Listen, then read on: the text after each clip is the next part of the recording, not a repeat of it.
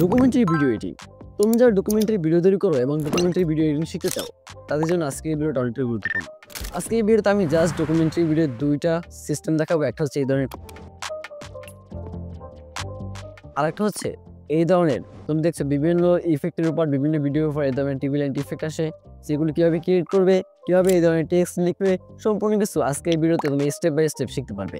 So আজকে এই ভিডিওটা সম্পূর্ণ দেখার পর তুমি জাস্ট শিখতে পারবে যে কীভাবে এই ধরনের প্রফেশনাল লেভেলের ডকুমেন্টারি ভিডিও এডিটিং করতে হয় হাতে থেকে স্মার্টফোন দিয়ে। অনেকে মনে করে থাকে যে মোবাইল দিয়ে ডকুমেন্টারি ভিডিও এডিট করা কখনোই সম্ভব না, কিন্তু এই ভিডিও দেখার পর তার সম্পূর্ণ ধারণাটি ভুল প্রমাণিত হবে। চলো কথা না বলে আজকে ভিডিও আমরা শুরু করি। আজকে আমরা শিখবো মোবাইল দিয়ে কীভাবে প্রফেশনাল লেভেলে ডকুমেন্টারি ভিডিও এডিটিং করা যায়। তো চলো কথা না বলে আমরা চলে যাই মূল ভিডিওতে। প্রথম টিভি লাইন ইফেক্ট দেওয়া অ্যানিমেশনটা ক্রিয়েট করার জন্য আমরা চলে আসবো ইনশট অ্যাপে। এসে আমরা যে ক্যারেক্টারের উপরে ইফেক্টটি ব্যবহার করবো সেই ক্যারেক্টারটি আমরা ইনপুট করে দিব। সো এই সমস্ত ক্যারেক্টারগুলো তুমি আমার ডিসক্রিপশন বক্সে লিঙ্ক পেয়ে যাবে, সেখান থেকে ডাউনলোড করে নেবে। সো আমরা আমাদের ক্যারেক্টারটি এখান থেকে ইনপুট করে নিচ্ছি। সো ক্যারেক্টারটি ইনপুট করার পর দেখতে পাচ্ছ আমাদের ক্যারেক্টারটি সাইজটা আমরা ইউটিউবের যে ভিডিও সাইজ রয়েছে সেই অনুযায়ী করে নিয়েছি। সেই অনুযায়ী করে নিয়ে জাস্ট আমরা দেখতে পাচ্ছি এখান থেকে আমরা হালকা এটার হাইলাইটটি কমিয়ে দিয়ে আমরা স্যাচুরেশনটাকে হালকা বাড়িয়ে দিয়েছি। সো তারপর কী করবো, আমরা হালকা একটু লেন্থটাকে আরেকটু বড় করে নিয়ে পিআইভিতে ক্লিক করবো। পিআইভিতে ক্লিক করে আমরা জাস্ট এখান থেকে টিভি লাইনের যে ইফেক্টটি রয়েছে সেটি নিয়ে আসবো।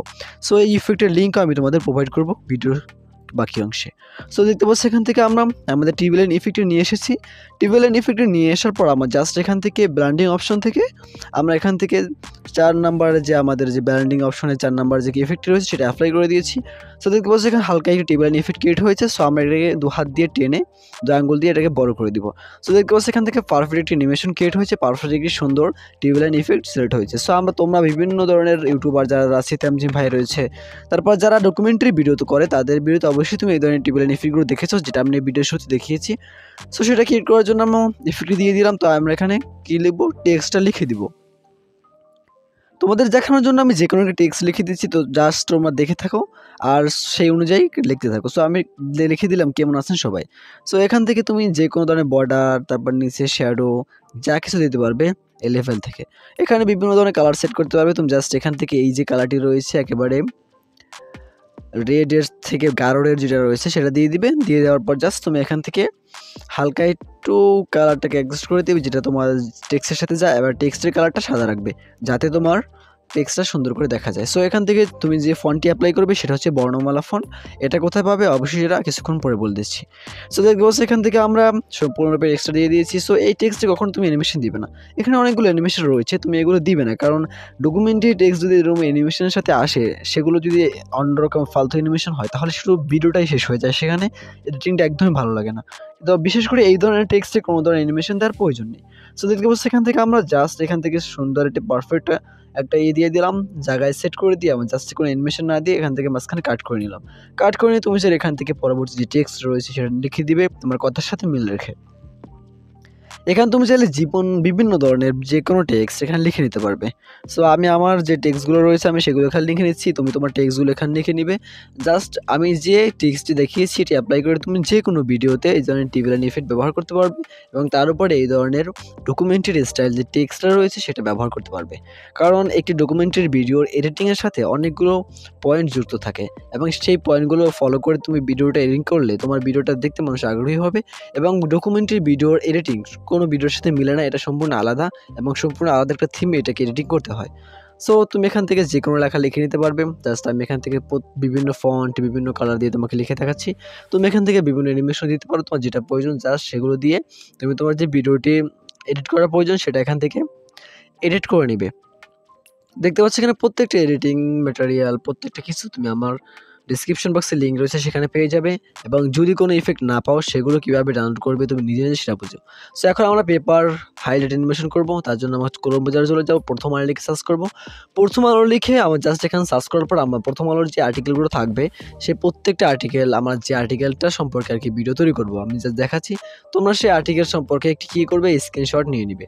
তোমাদের প্রত্যেকটা আর্টিকেল দেখার প্রয়োজন নেই, তোমার যে আর্টিকেল তুমি যে বিষয়ে ভিডিও তৈরি করছো সেই বিষয়ে তুমি ভিডিও টাইটেল সার্চ করে জাস্ট তোমার আর্টিকেলটা স্ক্রিনশট নিয়ে দেবে, সেটা যে কোনো কিছু হতে পারে। সো স্ক্রিনশট নেওয়ার কিছু ধরন রয়েছে, কিছু সিস্টেম রয়েছে। আমরা ফার্স্ট টাইম যে পত্রিকার লোগোটি নিব বা যে পত্রিকার আর্টিকেলটা নিব সেই পত্রিকার লোগোটা আমরা স্ক্রিনশট দিব, তারপর মেইন হেডলাইন যেটা রয়েছে সেটা স্ক্রিনশট দিব, তারপর যে বিষয় রয়েছে তার একটা স্ক্রিনশট দিব। স্ক্রিনশট দিয়ে আমরা চলে আসবো পিক্সেল ল্যাব অ্যাপে। পিক্সেল ল্যাবে এসে আমরা ফার্স্টে লোগোটি নিয়ে নিব। সো ক্রপ করে আমরা জাস্ট এখান থেকে প্লাসে ক্লিক করে গ্যালারি থেকে যে ফটোটা নিব তার শুধু লোগোটি আমরা এখান থেকে ইনপুট করব। একেবারে শুধু লোগো, আর কোনো কিছু আমরা এখান থেকে ইনপুট করব না, বাট ফার্স্টে আমরা কী করব, লোগোটা নিব। সো জাস্ট আমরা এখান থেকে ক্রপ করব, ক্রপ করে জাস্ট আমাদের যে প্রথম আলো লোগোটি রয়েছে আমরা সেই লোগোটি এখানে নিয়ে নিব। লোগোটি নেওয়ার পর আমাদের যে ব্যাকগ্রাউন্ডটি রয়েছে দেখতে পাচ্ছি ব্যাকগ্রাউন্ডটি আমাদের সাথে ম্যাচ করছে না। সো আমরা এখান থেকে 4 নম্বর অপশনে ক্লিক করে ব্যাকগ্রাউন্ডের কালারটা আমরা সাদা করে দিয়েছি। তো দেখতে পাচ্ছি এখানে হোয়াইট কালারের সাথে ওটাও হোয়াইট, দুইটা মিলে গিয়েছে, পারফেক্ট হচ্ছে। সো আমরা আবার গ্যালারিতে চলে যাব, সেখান থেকে আবার আমরা যে হেডলাইনটি রয়েছে আমাদের নিউজের সেই হেডলাইনটি আমরা এখানে নিয়ে আসবো। হেডলাইনটি নিয়ে এসে আমরা জাস্ট লোগোর নিচে সুন্দর করে অ্যাডজাস্টমেন্ট করে লাগিয়ে দিব। অবশ্যই মনে রাখতে হবে ডকুমেন্টারি ভিডিওতে এই ধরনের পেপার অ্যানিমেশন তোমাকে অবশ্যই এডিটিংয়ের সাথে যুক্ত করতে হবে যাতে তোমার ভিডিওর আইকেসি হয়। সো পরবর্তীতে আমার যে পিকচারটি রয়েছে, আমরা যে পিকচারটি ব্যবহার করব এই আর্টিকেলে যে পিকচার দেওয়া রয়েছে সেই আর্টিকেলের পিকচারটা আলাদাভাবে নিব। আলাদাভাবে নিয়ে আমরা জাস্ট সেই আর্টিকেলের নিচে সুন্দর করে বসিয়ে দিব। সো আমরা এমনভাবে ক্রিয়েট করবো যাতে মানুষ দেখেই বুঝতে পারে হ্যাঁ এটা কোনো পেপার কাটিং বা কোনো ওয়েবসাইট যেখানে মানুষ পেপার পড়ে বা মানুষ সংবাদ মাধ্যমের মাধ্যমে এটা এসেছে, কোনো ধরনের ফেক না। সো দেখতে পাচ্ছি এখান থেকে আমরা ভালো আর্টিকেলটা পারফেক্টলি এখানে বসিয়ে দিচ্ছি অ্যাডজাস্ট করে, এবং তারপর আমরা দেখতে পাচ্ছি আর্টিকেলের নিচে একটি কিছু অপশন রয়েছে সোশ্যাল মিডিয়া, তারপর বিভিন্ন ধরনের অপশন থাকে, এগুলো আমরা নিয়ে এসেছি। এগুলো আমরা কী করব, এগুলো আমরা জাস্ট এই যে আর্টিকেলের যে হেডলাইনের ইমেজ এই দুইটার মাঝখানে বসিয়ে দিব যাতে আমাদের পারফেক্ট একটি সুন্দর লুক হয়, যাতে রিয়েলিস্টিক একটি ভাব চলে আসে। সো এটা করার পর আমরা জাস্ট এখান থেকে সেভে ক্লিক করব। সেভে ক্লিক করার পর আমরা আলটা দিয়ে আমাদের যে ইমেজটি রয়েছে সেটা আমাদের ফোনে সেভ করে নিব।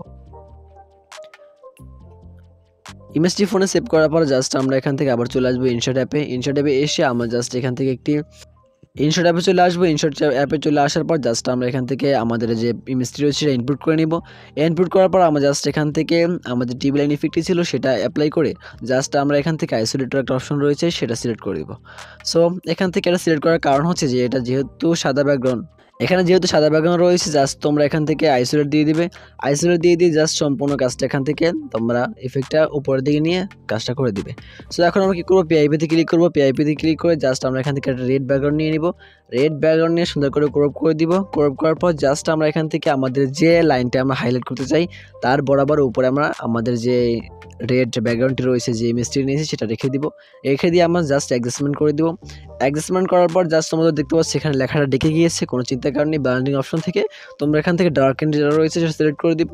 সো দেখতে পাচ্ছ এখন আমাদের সম্পূর্ণ লেখার উপরে একটি লাল এটার চিহ্ন চলে এসেছে, লাল একটি ট্রেডমার্ক বা যেটার মাধ্যমে আমরা হাইলাইট করছি সেটা চলে এসেছে।